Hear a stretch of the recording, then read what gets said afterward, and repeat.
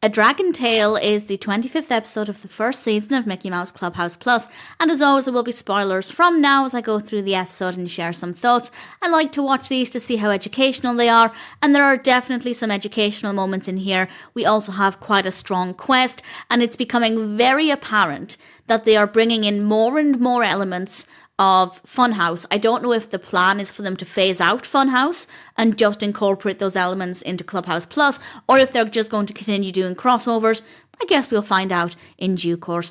This one starts off with the announcement that there's going to be a tea party at Queen Clarabelle's castle, and then there's a rumble outside the clubhouse, and they rush out and they see just in time a turret from Clarabelle's castle appearing out of the ground, and the animation for that was absolutely fabulous.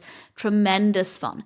And we learn that a fierce dragon is blocking the entrance of her castle, and obviously that means they can't have the tea party, but they agree to help solve the problem, and then they get some mouse-catools that might help. And the mouse-catools that they get include a crane, some fireflies, a bathtub, and of course the mystery mouse-capal. And as they go on this quest, they learn that they have to cross 3 different bridges, each bridge a different colour, red, yellow and blue. And of course we get an educational moment there, learning about the different colours, and then they come up with a rhyme to help them remember the colours, which I thought was a really great idea. A lot of education in early years is done through song, definitely a really strong idea. I don't think the rhyme itself was that catchy though. Often a lot of the songs in Clubhouse are really fun and engaging, and irritatingly so. They're songs that will stick with me throughout the day. This one, I didn't think the rhyme itself was that great, but I do like the idea.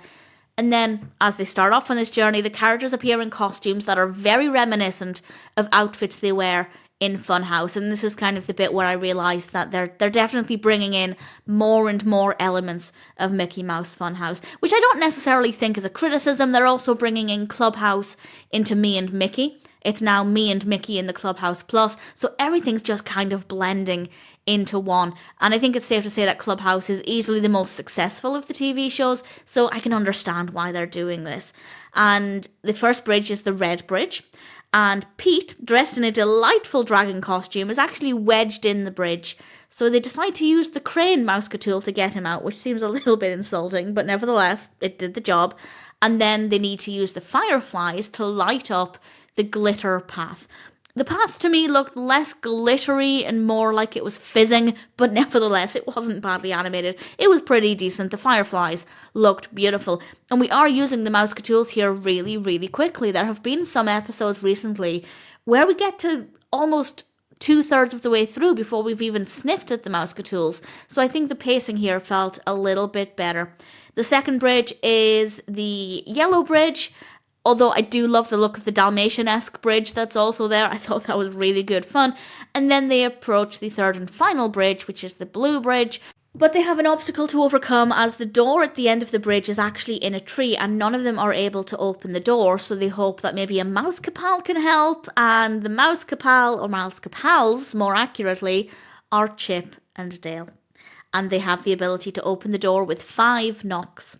And they repeat this a few times, again giving an educational moment to count to 5. Again, really effective, really clearly delivered. And then we find out, and honestly, if I'd thought about it, I would have seen this coming, the dragon is Farfus. Farfus, of course, is a frequent character in Mickey Mouse Funhouse.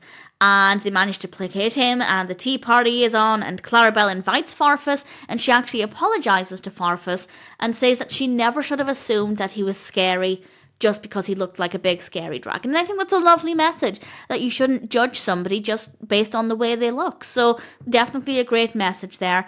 And then we have the final mouse-catool, as the teacups are a little too small and delicate for Farfus.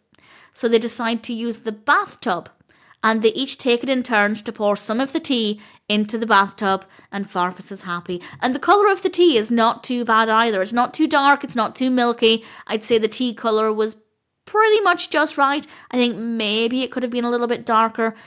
As a Brit, I'm very particular about my tea colour. Not that I drink tea anymore. For some reason, I grew up drinking only tea rather than coffee.